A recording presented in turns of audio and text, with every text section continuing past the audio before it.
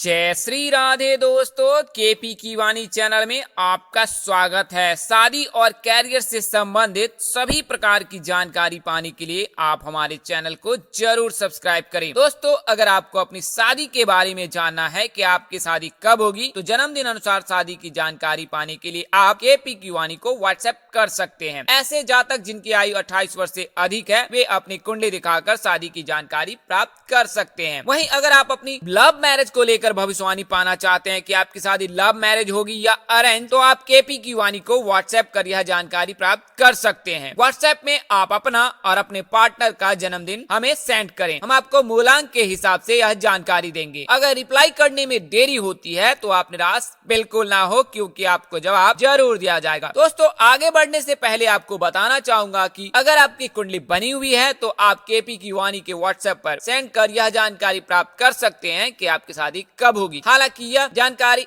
तब बताई जाएगी जब आपकी कुंडली में ग्रह दशा अंकित होगा। ग्रह दशा अंकित होने पर आपको सत्य और सटीक जानकारी दी जाएगी, अन्यथा आप केपी की वाणी से कुंडली बनवा सकते हैं। हम आपको विस्तार पूर्वक जानकारी देंगे कि आपकी शादी कब होगी, कहाँ होगी, कैसे होगी, किस दिशा में होगी, कितनी दूर पर होगा ससुराल, किस नाम से शादी होगी, किस राशि से करनी चाहिए, जीवन साथी का रंग रूप, स्वरूप, स्वभाव और कैरियर। अगर आप लव मैरिज करना चाहते हैं तो माता पिता की सहमति मिलेगी कि नहीं मिलेगी, शादी में आ रहे दोष को दूर करने के सरल उपाय भी बताए जाएंगे। ये तमाम तरह की जानकारी आपको हिंदी में लिखकर विस्तार पूर्वक दी जाएगी। साथ ही आपको शीघ्र शादी के भी उपाय बताए जाएंगे। इसके लिए आप 8521835670 इस नंबर पर आप व्हाट्सएप मैसेज कर सकते हैं अथवा फोन कॉल कर सकते हैं। नंबर एक बार और दोहरा देता हूँ, 8521835670। अगर जल्दबाजी में नंबर निकल गया है तो आप वीडियो को स्क्रॉल कर नीचे आएं और आराम से नंबर नोट कर सकते हैं। आपको बताना चाहूंगा कि यह जानकारी आपको चंद कुंडली के आधार पर दी जाएगी। ऐसे जातक जिनकी शादी तय हो चुकी है या शादी तय होने वाली है, वे अपनी कुंडली मिलान अवश्य करा लें। ज्योतिष शास्त्रों में नारी दोष, भकुर दोष और मांगलिक बलि होने पर शादी न करने की सलाह दी जाती है। ऐसी स्थिति में अगर कोई जातक विवाह करता है तो उसके वैवाहिक जीवन में अनेकों प्रकार की परेशानी आ सकती है। भकुर दोष होने पर संतान की प्राप्ति नहीं होती है, नारी दोष में अकाल घटना की आशंका बनी रहती है, वही मांगलिक बलि होने पर किसी एक पक्ष को अधिक नुकसान उठाना पड़ता है। तो ऐसी स्थिति में आप अपनी कुंडली मिलान अवश्य ही करा लें। आप चाहे तो अपने नजदीक के किसी प्रकांड पंडित व ज्योतिष से सलाह ले सकते हैं, अन्यथा आप केपी की वाणी से संपर्क कर अपनी कुंडली मिलान करवा सकते हैं। ऐसे जातक जो विवाहित हैं और उनके वैवाहिक जीवन में किसी प्रकार की परेशानी आ रही है तो अपनी कुंडली मिलान अवश्य ही करा ले। आपको यह जानकारी प्राप्त हो जाएगी कि वैवाहिक जीवन में किस प्रकार की अनबन क्यों आ रही है। संचार के सभी माध्यमों से आप केपी की वाणी से जुड़ सकते हैं। केपी की वाणी blogspot.com पर विजिट कर आप यह जानकारी प्राप्त कर सकते हैं कि कुंडली बनाने के प्रोसीजर क्या है। वहीं अगर आप कॉन्फिडेंशियल रहना चाहते हैं या चाहती हैं तो केपी की वाणी @gmail.com पर मेल के जरिए भी संपर्क कर सकते हैं। आपको बताना चाहूंगा, जिन जातकों को जरूरत हो वे ही संपर्क करें, अन्यथा आप नंबर को सेव करके रखें और जब कभी जरूरत हो तो आप केपी की वाणी से अवश्य सलाह लें। आप अपने दोस्तों, रिश्तेदारों और प्रियजनों को भी केपी की वाणी के बारे में बताएं और उन्हें लाभ उठाने के लिए सलाह दें। हम आपको पूरी जानकारी देंगे। आज की वीडियो में आपको उन 5 राशियों के बारे में बताने जा रहा हूं जिनकी शादी न केवल 14 दिनों में तय हो सकती है, बल्कि नवरात्रि के दिनों में शादी होने की भी पूरी संभावना है। यह स्थिति गुरु गोचर और शुक्र के गोचर होने से बन रही है। तो आइए आपको विस्तार से यह जानकारी देते हैं। तो जैसा कि पहले में ही मैंने आपको कई वीडियोस में बताया है कि लड़कियों के शादी के कारक गुरु माने जाते हैं और लड़कों के शादी के कारक शुक्र माने जाते हैं। तो लड़कियों को गुरु मजबूत करना चाहिए और लड़कों को शुक्र मजबूत करना चाहिए। गुरु मजबूत करने के लिए आप गुरुवार का व्रत करें, पीले कपड़े पहने और गुरुवार के दिन साबुन शैम्पू का इस्तेमाल बिल्कुल ही ना करें। भगवान श्री हरि विष्णु जी की पूजा करें। केले के पौधे में जल में हल्दी मिलाकर हर गुरुवार को अर्घ दें। वहीं रोजाना सूर्य देव को जल में लाल रंग मिलाकर अर्घ दें तो गुरु मजबूत होता है। वहीं अगर गुरु बहुत कमजोर हो तो केले का सेवन बिल्कुल ही ना करें। अगर गुरु कमजोर है तो केले का दान अति उत्तम माना जाता है। तो आप इन उपायों को अवश्य करें। वहीं बात करें लड़कों की, तो लड़के शुक्र को मजबूत करने के लिए भगवान शिव जी की पूजा करें। शुक्र के स्वामी भगवान शिव जी हैं और अगर आप भगवान शिव जी की पूजा करते हैं तो शुक्र स्वतः मजबूत होता है। शुक्र को मजबूत करने के लिए प्रत्येक सोमवार को सफेद कपड़े पहनकर भगवान शिव जी की पूजा करें। जल में काले तिल मिलाकर को अर्घ दे, तत्पश्चात दूध का अर्घ दे और अंत में सामान्य जल से अर्घ दे, यानी कि 3 बार जल का अर्घ दे। एक माला जाप आप सोमवार के दिन ओम नमः शिवाय मंत्र का जाप करें और रोजाना कम से कम 11 बार महामृत्युंजय मंत्र का जाप अवश्य ही करें। ऐसा करने से शुक्र मजबूत होता है। आप शुक्रवार के दिन शिव जी को सफेद पुष्प अवश्य ही अर्पित करें। साथ ही आप अपनी इच्छा अनुसार जल में शहद और परफ्यूम आदि डालकर भी जल का अर्घ दे सकते हैं। इससे भी भगवान शिव जी प्रसन्न होते हैं। तो ऐसा करने से शुक्र मजबूत होता है और शुक्र के मजबूत रहने से तो लड़कों की शादी जल्द हो जाती है। तो आज मैं आपको गुरु राशि परिवर्तन और शुक्र राशि परिवर्तन लड़कियों के लिए और लड़कों के लिए फायदेमंद रहने वाले हैं, उसके बारे में बताने जा रहा हूँ। तो इन दोनों को शादी के कारक माने जाते हैं और दोनों ही गोचर करने से कई जातकों के लिए शादी के योग बना रहा है। तो आइए उसके बारे में जानते हैं। उससे पहले आपको बता दूं कि जैसा कि आपने वीडियोज में देखा होगा, न्यूज में पढ़ा होगा या देखा होगा कि अभी पितृपक्ष चल रहा है। हिंदी पंचांग के अनुसार से आश्विन माह के कृष्ण पक्ष के प्रथमा से लेकर अमावस्या तक पितृपक्ष रहता है। इन दिनों में पितरों को तर्पण किया जाता है, उन्हें अंजल दिया जाता है ताकि वे मोक्ष प्राप्त कर सके। पितृपक्ष के दिनों में कोई भी शुभ कार्य नहीं किए जाते हैं। ज्योतिषों में इस बात को लेकर मतभेद है। कई ज्योतिष ऐसा बताते हैं अगर आप कोई खरीदारी कर रहे हैं पितृपक्ष में तो कर सकते हैं। खरीदारी करने में किसी प्रकार का दोष नहीं लगता है। अगर आप खरीदारी करते हैं तो ऐसा नहीं है कि पितर आपसे नाराज होंगे या अप्रसन्न होंगे। उन्हें यह देखकर खुशी होगी कि आप दिन दुगुना रात चुगुना प्रगति कर रहे हैं और उनके मान सम्मान में वृद्धि हो रही है। तो पितर अगर खरीदारी करते हैं तो कभी ना अप्रसन्न नहीं होते हैं बल्कि वे खुश होते हैं। तो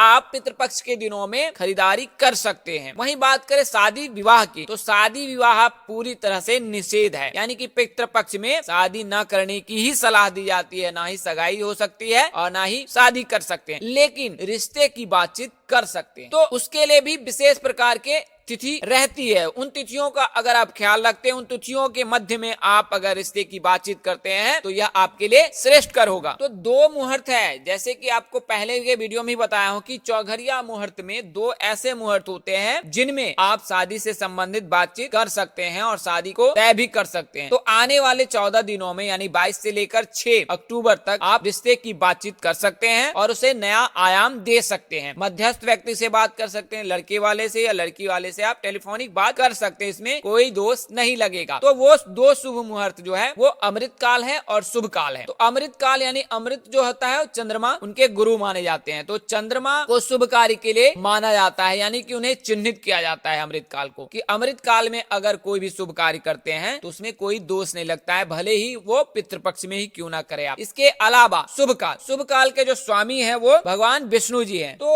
अगर आप शुभ काल में कोई शुभ कार्य करते हैं या विवाह संबंधी बातचीत कर सकते हैं तो उसमें कोई भी दोष नहीं लगता है, क्योंकि भगवान विष्णु जी शादी के कारक माने जाते हैं। यानी कि शादी अगर तय होती है तो वो भगवान विष्णु जी की कृपा से ही होती है। तो ऐसे में विवाह संबंधी बातचीत आप शुभ काल में कर सकते हैं, अमृत काल में भी कर सकते हैं और शुभ काल में भी कर सकते हैं। तो आप अपने नजदीक के किसी पंडित से उस दिन की तिथि ज्ञात कर ले और फिर आप उन दिनों में आप रिश्ते को तय कर सकते हैं। तो आने वाले 14 दिनों में आप अगर रिश्ते की बातचीत को आगे बढ़ाना चाहते हैं तो आप स्वेच्छा से बढ़ा सकते हैं और आपको किसी प्रकार का दोष नहीं लगेगा। अगर आप तिथि ज्ञात कर अमृत काल शुभ काल का उन दिनों में उन समयों में आप बातचीत करते हैं, रिश्ते को नया आयाम देते हैं तो कोई दोष नहीं लगेगा। तो आइए अब आगे बढ़ते हैं और आपको गुरु गोचर शुक्र गोचर से किन राशियों के शादी के योग बन रहे हैं, नवरात्रि में किन जातकों की शादी हो सकती है, उसके बारे में बताने जा रहा हूँ। तो चूंकि भारत विभिन्नताओं वाला देश है, सनातन धर्म में कई शाखाएं बढ़ चुकी हैं, अलग अलग जगहों पे अलग अलग तरह के रीति रिवाज हैं। जैसे पंजाब जम्मू कश्मीर के क्षेत्रों में नवरात्रि में भी शादी होती है। तो ऐसे में यह वीडियो उनको समर्पित है जिनके यहाँ नवरात्रि में शादी होती है। तो उन राशियों के लिए उन नामों के जातकों के शादी के योग बन रहे हैं जिनके राशि में गुरु गोचर हुआ है और शुक्र गोचर हुआ है। तो यह वीडियो जो है केवल उन जातकों के लिए बनाई गई है जिनकी शादी नवरात्रि में होने वाली है, और उन क्षेत्रों के लोगों के लिए बनाई गई है जहाँ पर शादी नवरात्रि के दिनों में होती है। तो आइए अब बिना समय गवाए वीडियो को देखते हैं। तो गुरु गोचर जो है 14 सितंबर को 11:43 सुबह में कुंभ से निकलकर मकर राशि में प्रवेश कर गया है। तो मकर राशि में प्रवेश करने से ये क्या वक्री हो गए, यानी कि उल्टी चाल चल दी है। वहीं 21 नवंबर को फिर ये सीधे हो जाएंगे और मार्गी चलने लगेंगे। तो वक्री होने से कुछ जातकों के लिए शुभ तो कुछ जातकों के लिए अशुभ फल प्रदान करता है। तो शुभ फल किसको प्रदान कर रहे हैं और उन्हें क्या फायदा होने वाला है और किस राशि के जातकों के शादी होने के योग हैं, वो बारी बारी से जान लेते हैं। तो पहली राशि मेष राशि है। तो मेष राशि के जातकों के शादी के योग 22वें वर्ष से बनते हैं। तो अगर आप मेष राशि के जातक हैं और 22 वर्ष से अधिक उम्र हो गई है तो आपकी शादी के योग बन रहे हैं। 14 दिनों में शादी तय हो सकती है और नवरात्रि में शादी होने की पूरी संभावना है। वहीं ऐसे जातक जिनकी सगाई नहीं हुई है, उनके रिश्ते तय होने के बाद नवरात्रि में सगाई भी हो सकती है और नवंबर में सहनाई भी बच सकती है। तो गुरु के राशि परिवर्तन से मेष राशि के जातकों को धन लाभ होने वाला है। मान सम्मान में वृद्धि होगी, नौकरी व्यापार में लाभ मिलेगा, शिक्षा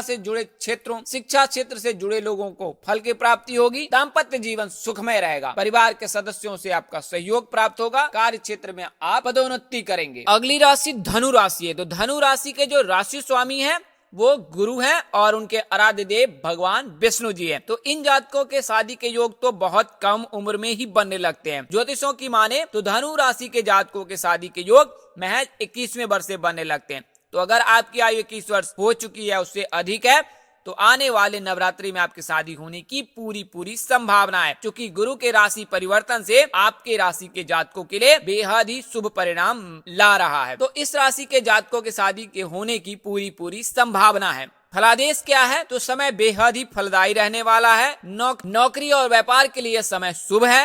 वैवाहिक जीवन में सुख का अनुभव करेंगे, यानी कि विवाह संबंध स्थापित हो सकते हैं। धन लाभ होगा, कार्य क्षेत्र में आपके द्वारा किए गए कार्यों की सराहना होगी, आपको नौकरी में नए अवसर प्राप्त होंगे, धार्मिक और आध्यात्मिक कार्यों में आप हिस्सा लेंगे। तो धनु राशि के जातकों के शादी के प्रबल योग बन रहे हैं, यानी कि 14 दिनों में रिश्ता तय हो सकता है और अक्टूबर में नवरात्रि के 10 दिनों में आपकी शादी होने की पूरी संभावना है। अगली राशि सिंह राशि है। तो सिंह राशि के लिए यह साल बेहद ही शुभ रहने वाला है, क्योंकि 6 अप्रैल से लेकर दिसंबर सिंह राशि के जातकों के लिए शादी के योग ही बना रहा है। हालांकि 13 दिसंबर तक ही विवाह के योग हैं, उसके बाद भी आपकी शादी तय हो सकती है। क्योंकि गुरु के राशि परिवर्तन से, गुरु के वक्री होने से, मार्गी होने से सिंह राशि के जातकों के लिए भाग्य के दरवाजे खोलने जैसा है।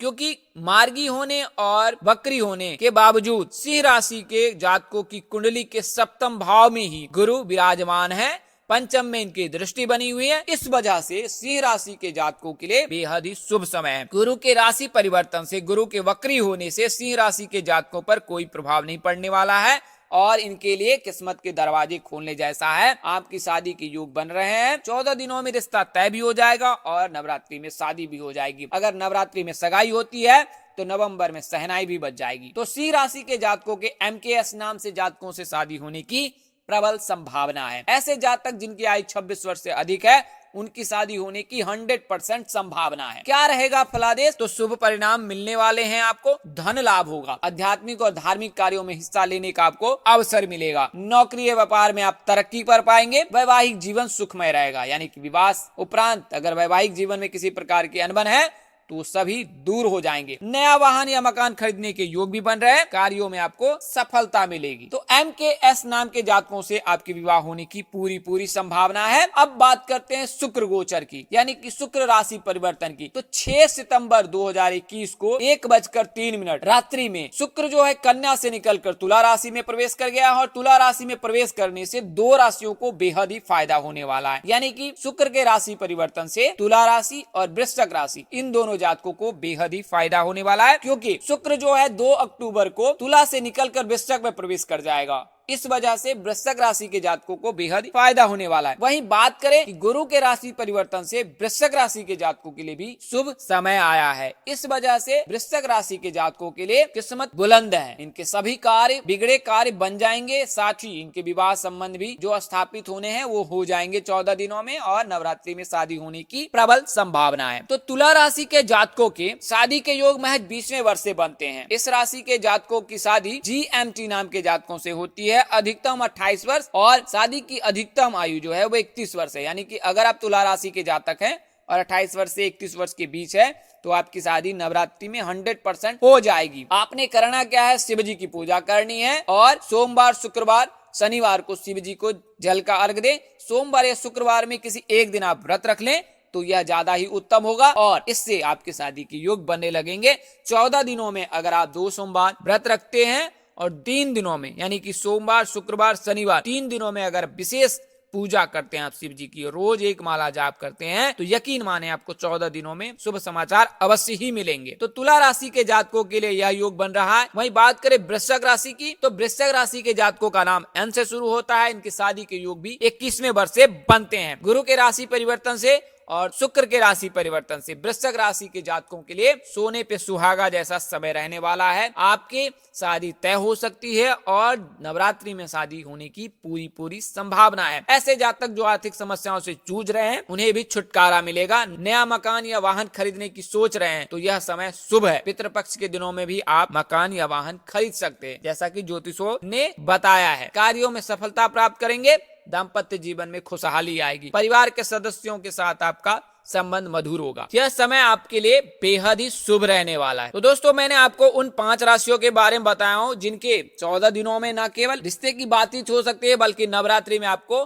कोई न कोई खुशखबरी अवश्य ही मिलेगी। इस वीडियो में बताई गई जानकारी ज्योतिष, पंचांग, मान्यताओं और धर्म ग्रंथों से दी गई है। हमारा उद्देश्य महज आपको सूचना पहुंचाना है। आप इसे सूचना हेतु लें। इसके अलावा अगर आप इनको मानते हैं, अपनाते हैं अथवा उपयोग करते हैं तो इसके आप स्वयं जिम्मेवार हैं। इस तरह की अन्य वीडियो देखने के लिए हमारे चैनल के डैशबोर्ड अथवा प्लेलिस्ट पर जाएं और अपनी राशि अनुसार वीडियो जरूर देखें। तो दोस्तों, आपको यह जानकारी कैसी लगी, लाइक कर, कमेंट कर, शेयर कर हमें जरूर बताएं। अगर आप मेरे चैनल पर पहली बार विजिट कर रहे हो तो चैनल को सब्सक्राइब कर ले। माता रानी कृपा से आपके चेहरे पर हमेशा मुस्कान बनी रहे। आप सब परिवार स्वस्थ एवं सुखी रहे। आप सभी के प्यार और स्नेह के लिए आप सबको हृदय से धन्यवाद करता हूँ। आप लोग इसी तरह हमारे साथ जुड़े रहे। इन्हीं शुभकामनाओं के साथ आपसे विदा लेता हूँ कि जल्द एक नए वीडियो और एक नई जानकारी लेकर आपके समक्ष हाजिर रहूंगा। तब तक के लिए इस नाचीज दोस्त को इजाजत दे। नमस्कार, जय श्री राम दोस्तों, जय श्री कृष्णा, जय माता दी, जय वाहिगुरु।